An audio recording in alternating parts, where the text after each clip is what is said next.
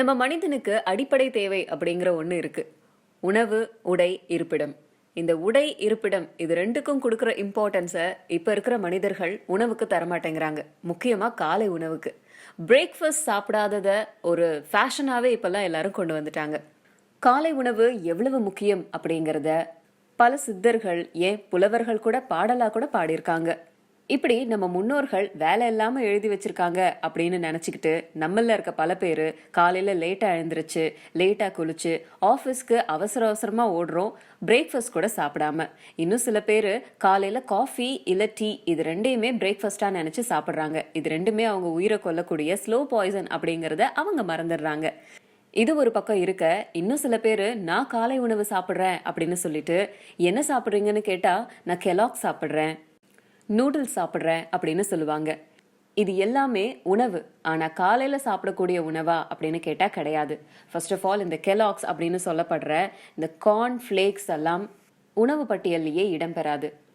நொறுக்கு தீனி அப்படிங்கிற வகையில வேணா அதை நம்ம சேர்த்துக்கலாமே தவிர, நம்ம குடிக்கக்கூடிய பாலே முதல்ல பால் இல்லை அப்படின்னு சொல்லும்போது அதுல இந்த கார்ன்ஃபிளேக்ஸை போட்டு அதை ஒரு பிரேக்ஃபாஸ்டா சாப்பிடும்போது அது எப்படி உடலுக்கு ஊட்டச்சத்து கொடுக்கும் அப்படிங்கிறது இங்க மிகப்பெரிய கேள்வியா இருக்கு.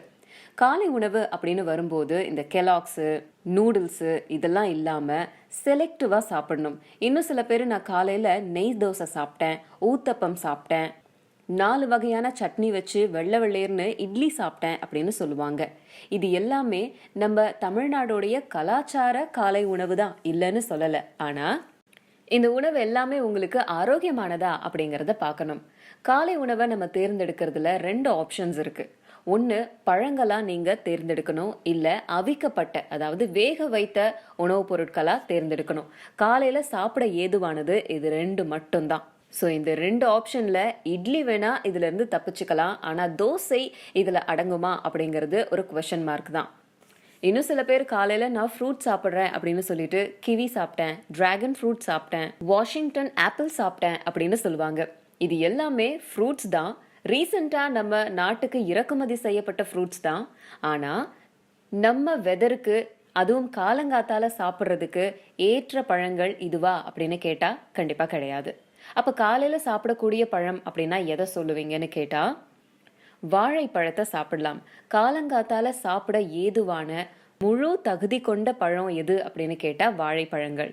இந்த வாழையிலேயே பல வகையான வாழை நம்ம நாட்டுல இருக்கு. முக்கியமா தமிழ்நாட்டுல விளையக்கூடிய பல வகையான வாழைப்பழங்கள். இந்த எல்லா வாழையிலையுமே ஒவ்வொரு மருத்துவ குணங்கள் இருக்கு. செவ்வாழை அப்படின்னு சொல்லக்கூடிய இந்த செவ்வாழை கால் வலிக்கு ஏற்ற ஒரு பழம். கால் ரொம்ப வலிக்குதுன்னா செவ்வாழையை தினமும் சாப்பிட்டாலே கால் வலி குறையும். உடல் ரொம்ப ஒல்லியா இருக்கு, உடல் தேரவே மாட்டேங்குது அப்படின்னு நினைச்சீங்கன்னா நேந்திரம் பழத்தை அப்படியே சாப்பிட்டாலும் சரி, வேக வச்சு சாப்பிட்டாலும் சரி, 48 நாள்ல உடல் தேறி நல்ல வலுவா இருப்பீங்க. மலச்சிக்கலோ இல்ல வயிற்று வலி இந்த மாதிரி ஏதாவது ஒரு ப்ராப்ளம்னா நாட்டுப்பழம் அப்படின்னு சொல்லக்கூடிய வாழைப்பழத்தை சாப்பிடலாம். பெண்களுக்கு ஒயிட் டிஸ்சார்ஜ், வெள்ளைப்படுதல் இந்த மாதிரியான பிரச்சனைக்கு திருநெல்வேலியை சேர்ந்த பச்சை வாழையை சாப்பிடலாம்.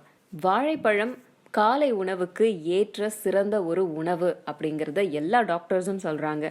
இதை தவிர்த்து நீங்க ப்ராப்பரான உணவு சாப்பிட்டா மட்டும்தான் எனக்கு காலையில திருப்தியா இருக்கும் அப்படின்னு நீங்க நினைச்சீங்கன்னா இட்லியை வேக வச்சு சாம்பார் அப்படி இல்லைன்னா ஒரே ஒரு சட்னியை செஞ்சு சாப்பிடுங்க. அதுதான் காலைக்கு ஏற்ற ஒரு உணவு.